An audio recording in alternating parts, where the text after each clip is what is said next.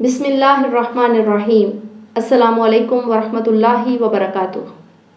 اقرا الاسلام میں خوش آمدید۔ میری بہت ساری اسلامی بہنوں نے مجھے فون کال کی اور بتایا کہ جو وظائف ان کو بتائے جاتے ہیں الحمدللہ وہ ان سے بہت مستفید ہو رہی ہیں۔ اللہ رب العزت آگے بھی آپ کے لیے آسانیاں عطا فرمائے۔ آج جو میں وظیفہ آپ کو بتانے جا رہی ہوں انتہائی مجرب اور احادیث میں اس کو سید الاستغفار کہا جاتا ہے۔ یہ ایک دعا کی صورت ہے اور اس کو پڑھنے کے فوائد نہ صرف احادیث میں بیان ہوئے ہیں بلکہ استغفار کا وظیفہ تو آپ جیسے بھی کریں یہ آپ کے لیے فائدہ مند ہی ہے۔ سب سے پہلی چیز آپ نے یہ یاد رکھنی ہے کہ جب ہمیں کسی چیز کے فوائد معلوم ہوتے ہیں تو ہمارا ذوق و شوق زیادہ بڑھ جاتا ہے۔ جیسا کہ اگر کوئی ہم پھل کھا رہے ہیں، ایک مالٹا یا کینو کہہ لیجئے، سردیوں کے موسم کا بڑا خوبصورت پھل، بڑا ہی لذیذ، ہمیں یہ ایک موسمی پھل کے علاوہ جب یہ معلوم ہوتا ہے کہ اس میں وٹامن سی ہے، یہ ہماری سکن کے لیے اچھا ہے، یہ ہمارے بچوں کے لیے بہت مفید ہے، یہ ہماری قوت مدافعت کو بڑھاتا ہے، یہ ہماری نیند کو پرسکون طریقے سے لانے میں مدد کرتا ہے، تو ہم اس کو یہ سارے فوائد، یہ ساری اس کی خوبیاں جانتے ہوئے جب کھاتے ہیں تو یقیناً ہمیں امید ہوتی ہے کہ اس کے یہ سارے فوائد بھی ہمیں حاصل ہوں گے۔ جبکہ اگر ہمیں صرف یہ پتہ ہو کہ یہ مالٹا ہے، بس یہ کھٹا ہوتا ہے یا اس کا ایسا ٹیسٹ ہے تو وہ ہم کھا لیں، وہ ایسے ہی ہے جیسے آپ نے کچھ بھی نہیں کھایا، وہ اس سے پیٹ تو بھرا گیا لیکن آپ نے اس کے فوائد کو جب مد نظر نہیں رکھا تو آپ اس کے فوائد تک پہنچ ہی نہیں سکے۔ ہر چیز کے فوائد کو جانیے۔ اللہ رب العزت نے عقل اور شعور دیا ہے، اس کو استعمال کیجئے۔ سب سے پہلی چیز میں سب کو جو دعوت دیتی ہوں، قرآن پاک کو سمجھ کر پڑھنا سیکھیے۔ جس دن آپ نے قرآن پاک کو سمجھ کر پڑھنا سیکھ لیا، میرا نہیں خیال کہ اس کے بعد آپ کسی سے یہ کہیں گے کہ ہمیں فلاں مسئلہ درپیش ہے، ہمیں فلاں مسئلہ درپیش ہے۔ میری خود کی لائف آپ سب کے سامنے میں بہت ساری ویڈیوز میں بتا چکی ہوں کہ اللہ رب العزت کی طرف سے آئے ہوئے امتحانوں میں، اللہ رب العزت کی طرف سے ڈالی گئی آزمائشوں میں الحمدللہ جس ثابت قدمی سے اللہ رب العزت نے ان سے گزارا، اس میں بھی اللہ کا شکر ادا کرتی ہوں کہ میں گنہگار اس قابل نہیں تھی، لیکن ہمارے گھر کی یہ تربیت تھی، ہماری والدہ کی یہ تربیت تھی کہ ہم نے کبھی ان کو بھی کسی مسئلے پریشانی میں واویلا کرتے ہوئے، رون دھون ڈالتے ہوئے نہیں دیکھا۔ ہم نے یہ دیکھا کہ ہماری والدہ اگر 5 وقت کی نماز پڑھ رہی ہیں تو ان کے اوقات کار بڑھ گئے ہیں، یعنی وہ ہر نماز میں کچھ ایکسٹرا ٹائم دے رہی ہیں۔ ہم نے جب بھی دیکھا کہ جیسے ہمارے بہن بھائی دوسرے ممالک میں تھے یا کام کاج کے سلسلے میں ادھر ادھر گئے ہوئے ہیں، لیٹ ہو گئے ہیں، 1 دن نہیں پہنچے، 2 دن نہیں پہنچے، یا انہوں نے بتایا کچھ اور تھا اور وہ اس وقت پر نہیں پہنچ سکے، تو بجائے اس کے کہ والدہ پریشان ہوتی، انہوں نے اپنی نمازوں کو لمبا کر لینا، اپنی دعاؤں کو لمبا کر لینا۔ یہ طریقہ کار ہوتا ہے، یہ آپ کی تربیت ہوتی ہے۔ الحمدللہ ہم پر بھی جب جب ایسے کوئی مسائل آئے، جب کوئی ایسی مشکلات آئیں، ہم نے بھی کوشش کی کہ اپنے مسائل اللہ رب العزت سے ڈسکس کریں، اپنی باتیں اللہ رب العزت سے شیئر کریں، اور کوشش کی کہ اللہ رب العزت سے ہی مدد مانگیں، اور الحمدللہ اللہ رب العزت نے ایسے مدد کی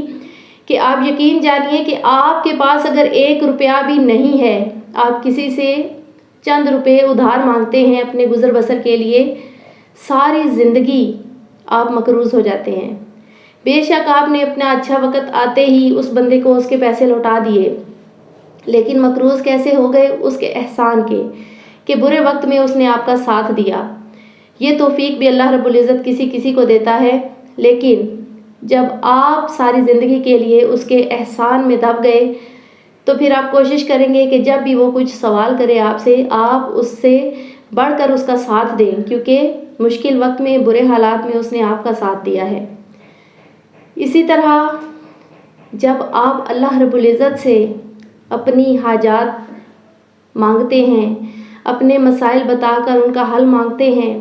اللہ رب العزت سے جب آپ اپنے لیے کچھ خرچ کے لیے مانگتی ہیں یا اپنی ضروریات کا اظہار کرتی ہیں، اور اللہ رب العزت تو اتنا غفور الرحیم ہے کہ وہ تو دے کر احسان بھی نہیں جتلاتا۔ اللہ رب العزت تو اتنا غفور الرحیم ہے کہ جب وہ انسان کو دیتا ہے تو انسان خود بخود شکر ادا کرنے پر مجبور ہو جاتا ہے، اور اللہ کا احسان اتارنے کا یہی طریقہ ہے کہ اس کا شکر ادا کرتے رہیں۔ الحمدللہ الحمدللہ، میں نے آپ کو بتایا کہ انتہائی مشکل حالات تھے، پھر انسان کی اپنی ذات اکیلی ہو تو وہ مشکل بھی شاید اتنی نہیں لگتی، جب ساتھ چھوٹے معصوم بچوں کا بھی ہو، اور وہ بھی ایسے بچے جو آپ سے اپنی بھوک پیاس کا اظہار بھی نہیں کر سکتے، ایسے بچوں کے لیے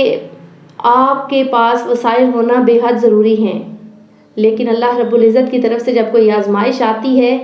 تو وہ یہ نہیں دیکھتی کہ آپ کے ساتھ کوئی ضعیف اور بوڑھے والدین ہیں جن کی آپ نے خدمت کرنی ہے، نہ وہ یہ دیکھتے ہیں کہ آپ کے حالات کیا چل رہے ہیں، بلکہ اللہ رب العزت کی طرف سے آزمائش ہی ایسے وقت پر اس لیے آتی ہے کہ وہ آپ کے صبر کا، آپ کے ایمان کا، آپ کی ثابت قدمی کا امتحان لے سکیں۔ تو ایسے ہی وقت تھے جب کہ میں نے اللہ رب العزت سے مدد مانگی اور اللہ رب العزت نے اپنے غیب کے خزانوں سے بے تحاشا نوازا۔ الحمدللہ الحمدللہ، ساری زندگی اللہ کا شکر ادا کروں تو بھی کم ہے، اور ایسے ہی وسائل اللہ رب العزت نے پیدا فرمائے کہ جو کسی کی سوچ ہوں۔ میری بہنوں، اپنی زندگیوں کے مسائل دوسروں کو بتانے کے بجائے جا نماز بچھائیے، اللہ رب العزت کے سامنے اپنی عرض بیان کیجیے، 1 دفعہ بیان کیجیے، 2 دفعہ بیان کیجیے، اور ذہن میں یہ بات رکھیں کہ جب آپ کسی سے ادھار مانگنے جاتے ہیں، ایک بار سرسری الفاظ میں کہہ کر آتے ہیں، اور پھر 1-2 دن کے بعد دوبارہ جب آپ کو وہ یقین ہوتا ہے کہ ہاں ان سے 1 سے 2 بار میں کہوں گی تو یقیناً مان جائیں گے، تو اللہ رب العزت تو بڑا غفور الرحیم ہے، اس نے تو ہو سکتا ہے وہ آپ کی پہلی بار میں ہی عطا کرنے کا کوئی پلان کر رکھا ہو، کوئی ایسی حکمت پیدا کر رہا ہو کہ آپ کسی کے سامنے شرمندہ بھی نہ ہوں، آپ کی پردہ پوشی بھی ہو جائے، اور ایسے ہی پردہ پوشی میں آپ کے اس مسئلے کا حل بھی نکل آئے۔ تو اللہ رب العزت سے بار بار مانگیں، بار بار مانگیں، اللہ سے مانگتے ہوئے گھبرانا اور شرمانا بھی نہیں۔ انسانوں سے مانگتے ہوئے ہمیں گھبرانا چاہیے یا شرمانا چاہیے یا ہمیں جھجک محسوس ہونی چاہیے، وہاں تو ہم جھجک محسوس کرتے نہیں ہیں۔ جہاں پر ہمیں بلا جھجک، بلا تکلف مانگنا چاہیے، وہاں پر ہم سوچنا شروع کر دیتے ہیں۔ ٹھیک ہے، ہم گنہگار ہیں، ہم سے گناہ ہو جاتے ہیں، لیکن احادیث کے مطابق جب آپ سے کوئی گناہ سرزد ہو جائے تو آپ فوراً کوئی نیکی کیجیے۔ اب آپ نے بالفرض کسی سے جھوٹ بولا ہے اور آپ کے ذہن میں بار بار آ رہا ہے کہ میں نے آج جھوٹ بول دیا ہے، یہ میرے سے غلطی ہو گئی ہے، یہ گناہ ہے، تو آپ اتنے ہی لیول کی ایک نیکی کیجیے، یعنی کسی کا بھلا کیجیے، سچ بول کر کسی کی جاں بخشی کیجیے، اپنے پاس جو کچھ آپ کے پاس موجود ہے اس میں سے صدقہ کیجیے، اور یہ ذہن میں رکھیے کہ وہ نیکی، وہ صدقہ، وہ بھلا آپ کی اس گناہ کو مٹا دے گا انشاءاللہ۔ ایک اور طریقہ یہ ہے کہ آپ چلتے پھرتے ہر وقت استغفار کیجیے۔ میں بارہا کہتی ہوں، استغفار کیجیے۔ اب اگر آپ استغفر اللہ پڑھتے ہیں تو بھی بہت اچھا ہے، لیکن اس کی تعداد دن میں کم از کم 1200 مرتبہ ضرور رکھیں، یعنی آپ 5 نمازوں کے ساتھ 250 ٹائم یا 3 تسبیح مکمل استغفار کی پڑھ لیجئے۔ اگر آپ استغفر اللہ العظیم پڑھتے ہیں یہ بھی اچھا ہے۔ اگر آپ استغفر اللہ ربی من کل ذنب واتوب الیہ پڑھتے ہیں تو یہ اور بھی اچھا ہے، لیکن جیسا کہ میں نے آپ کو بتایا، آپ نے اپنے مسائل کے پیش نظر کم از کم اس کی تعداد 300 اور مناسب اس کی جو آپ نے رکھنی ہے تعداد وہ کم از کم 1200 ضرور ہونی چاہیے۔ اس سے زیادہ اگر آپ پڑھتے ہیں تو یہ آپ کی ہمت ہے، اللہ رب العزت آپ کو توفیق دے اور اللہ رب العزت آپ کے اس ذکر کو قبول فرمائے۔ اور اس کے علاوہ ایک سید الاستغفار، جس کے لیے میں نے آج یہ اسپیشل ویڈیو بنائی، جس کا میں آپ سے کہہ لیجیے احادیث میں ہے کہ جس نے کامل یقین کے ساتھ، یعنی اللہ رب العزت کی مغفرت، اللہ رب العزت کے غفور الرحیم ہونے پر یقین کے ساتھ اس سید الاستغفار دعا کو پڑھ لیا، شام تک اگر وہ فوت ہو جاتا ہے تو سیدھا جنت میں داخل ہوگا، کیونکہ یہ دعا اس کے تمام گناہوں کو مٹا دے گی۔ اسی طرح پیارے نبی حضرت محمد صلی اللہ علیہ وآلہ وسلم نے اس کی فضیلت شام میں پڑھنے کی بھی ایسے ہی بتائی ہے کہ جو شخص اس کو شام کی نماز کے بعد پڑھ لیتا ہے تو رات ساری میں اگر اس کا انتقال ہو جاتا ہے فجر تک تو کیا ہوگا کہ وہ ڈائریکٹ جنت میں داخل ہوگا۔ اب اگر آپ فجر کی نماز کے بعد پڑھتے ہیں یا مغرب کی نماز کے بعد پڑھتے ہیں تو اللہ رب العزت آپ کو دونوں حالتوں میں 24 گھنٹے آپ کے جو ہے وہ جنت میں جانے کا ایک سیدھا راستہ ہے۔ دنیا میں کسی نے نہیں رہنا اور اللہ رب العزت نے جس قدر ہمیں زندگی دے رکھی ہے اس میں اللہ اپنا شکر ادا کرنے کی، اپنی طرف سے آئی ہوئی آزمائشوں پر صبر کرنے کی ہمیں توفیق عطا فرمائے۔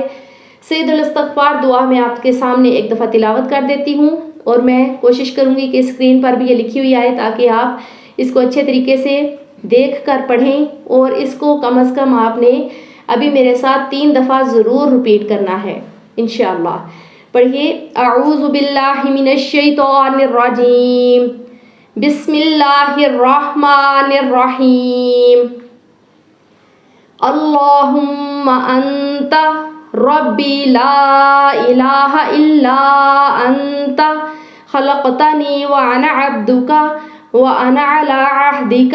ووعدک ما استطعت اعوذ بک من شر ما صنعت ابوء لک بنعمتک علی وابوء بذنبی فاغفر لی فانہ لا یغفر الذنوب الا انت۔ ترجمہ ہے اس کا، اے اللہ تو ہی میرا رب ہے، تیرے سوا کوئی معبود نہیں، تو نے مجھے پیدا فرمایا اور میں تیرا بندہ ہوں، اور میں اپنی طاقت کے مطابق تیرے عہد اور وعدے پر قائم ہوں۔ میں تجھ سے اس چیز کے شر سے پناہ مانگتا ہوں جس کا میں نے ارتکاب کیا۔ میں تیرے سامنے تیرے انعام کا اقرار کرتا ہوں جو مجھ پر ہوا، اور میں اپنے گناہوں کا اقرار کرتا ہوں، لہٰذا تو مجھے معاف کر دے۔ واقعہ یہ ہے کہ تیرے سوا کوئی گناہوں کو معاف کرنے والا نہیں ہے۔ جزاک اللہ خیر کثیرا۔ اللہ رب العزت آپ سب کے لیے اور میرے لیے آسانیاں عطا فرمائے۔ ایک نئی ویڈیو ایک نئے عنوان کے ساتھ ملتے ہیں، تب تک کے لیے اجازت دیجیے، اللہ حافظ۔